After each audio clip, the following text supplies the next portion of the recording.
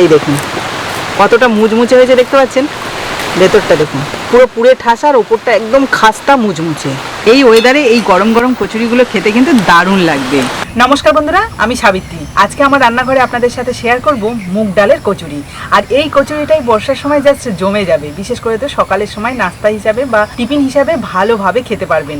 আর বানানো খুবই সহজ আর খুব কম সময় লাগে। আর মুগ ডালের কচুরিটা হলে এটা কিন্তু নিরামিষ দিনেও ভালোভাবে খাওয়া যায়, আর এটা খেতেও কিন্তু দারুণ টেস্ট হয় যেহেতু মুগ ডাল দেওয়া থাকে। তবে হ্যাঁ, এটা যেভাবে রান্না করবো আজকে সেটাতে কিন্তু টেস্টটা আরও ভালো হবে। তো আপনারা সম্পূর্ণ ভিডিওটা দেখবেন, আশা করি ভালো লাগবে। আর ভালো লাগলে অবশ্যই কিন্তু বাড়িতে বানিয়ে খাবেন। তাহলে চলুন কথা না বাড়িয়ে রেসিপিটা শুরু করি। কচুরি বানানোর জন্য প্রথমে একটা ময়দার ডো লাগবে। তার জন্য কিন্তু একটা বাটির মধ্যে আমি মেপে নিচ্ছি, মানে এখানে আমি 1.5 বাটি ময়দা নিয়ে নেব। 1 বাটি, হাফ বাটি দিয়ে দিচ্ছি স্বাদ মতো নুন, অল্প একটু জোয়ান।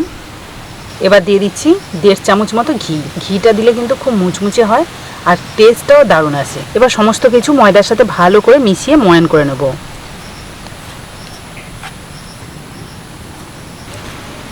ভালো করে ময়ান হয়ে গেছে। এবার কিন্তু এর মধ্যে অল্প অল্প জল দিয়ে ডোটা বানিয়ে নেব। দেখুন ময়দাটাকে আমি এভাবে মেখে নিলাম, খুব একটা নরম নয় আবার শক্তও নয়।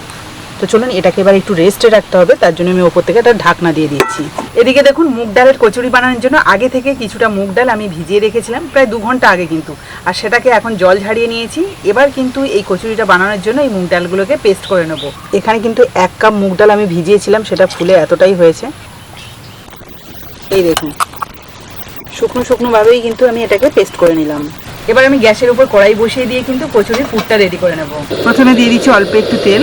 তেলের মধ্যে দিয়ে দিচ্ছি সাদা জিরে, টুকরো করে নেওয়া ধনে আর মৌরি, 1 চিমটি হিং।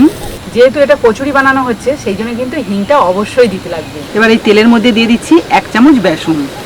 হালকা একটু নাড়াচাড়া করে নেব, মানে ভেজে নিতে হবে বেসনটা। এখানে আপনার বেসনের বদলে কিন্তু ছাতুও ব্যবহার করতে পারেন।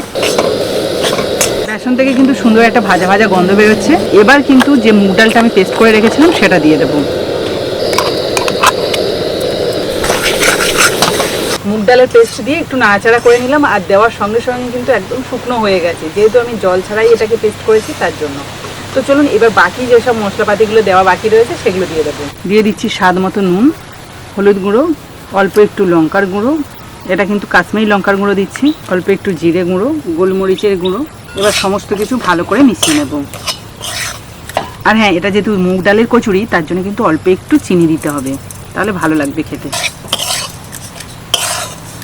একদম লো আঁচে কিন্তু এটাকে ভালো করে মিশিয়ে নিতে হবে। দেখুন খুব ভালোভাবে সমস্ত কিছু মিশিয়ে নিয়েছি। নামিয়ে রাখা কিছুক্ষণের মধ্যেই কিন্তু মুগ ডালের এই পুরটা খুব ভালোভাবে ঠান্ডা হয়ে গেছে। এবার এটাকে ছোট ছোট লেচি বানিয়ে নেব। দেখুন এখান থেকে অল্প একটু নিয়ে আমি একটা গোল লাড্ডু বানিয়ে নিলাম। এইভাবে বেশ কয়েকটা লাড্ডু বানিয়ে নেব। মুগ ডালের পুর থেকে কিন্তু অনেকগুলো লাড্ডু বানিয়ে নিলাম। তো চলুন সেদিকে যে ময়দাটা আমি মেখে রেখেছি সেটাও লেচি কেটে নেব। আগের থেকে দেখুন একটু নরমও হয়েছে, তবু আর একটু মেখে নিচ্ছি। এবার এর থেকে কয়েকটা লেচি কেটে নেব। রুটি বানানোর জন্য যেমনভাবে লেচি কাটি ঠিক তেমনভাবে লেচি কেটে নিচ্ছি। এখন লেচি কেটে সবগুলো গোল গোল করে নিয়েছি। এবার এখান থেকে একটা লেচি নেব, সেটাকে কিন্তু এই যে একটু খুলি মতো করে নেব, কারণ পুরটা এর মধ্যে দিতে হবে। এবার মুগ ডালের পুরটা এর মধ্যে দিয়ে দিচ্ছি। এটাকে কিন্তু এইভাবে সিল করে নেব।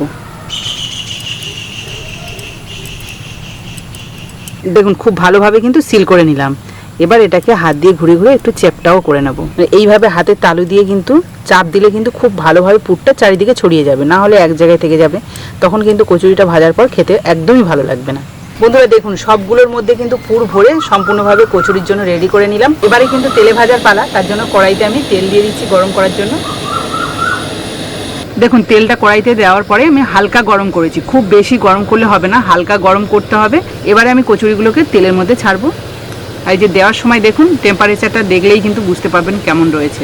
যত কম আঁচে ভাজা যায় ততই কিন্তু এগুলো যেমন খাস্তা হবে তেমনই কিন্তু মুচমুচে হবে। কচুরিগুলোকে প্রায় 2 থেকে 3 মিনিট এক পিঠ ভেজে নিয়েছি। এগুলোকে এবার উল্টে দেব। এই দেখুন তেলের উপরে কিন্তু ফুলেও উঠেছে। একটু সময় দিয়ে ভাজতে হবে, তাহলে কিন্তু একদম খাস্তা হবে কচুরিগুলো। এই পিঠটাকেও আমি একইভাবে ভেজে নেব। মোটমাট 4 থেকে 5 মিনিট মতো এগুলোকে ভাজতে হয় তেলের মধ্যে, তাহলে কিন্তু খুব ভালো হয়। আমিও 4-5 মিনিট মতো সময় দিয়ে উল্টে পাল্টে ভেজে নিয়েছি। চলুন এবার এগুলোকে তুলে নিই। কালারটাও কিন্তু বেশ সুন্দর এসছে। চলুন বাকিগুলো আমি একইভাবে ভেজে নিই। তো বন্ধুরা পরেগুলোও একইভাবে ভেজে নিলাম, এবার তুলে নেব। আর এদিকে দেখুন কচুরির ভাজা শেষ প্রায়, আর ওদিকে কিন্তু বৃষ্টি ঝমঝমিয়ে চলে এলো। এই ওয়েদারে এই গরম গরম কচুরিগুলো খেতে কিন্তু দারুণ লাগবে।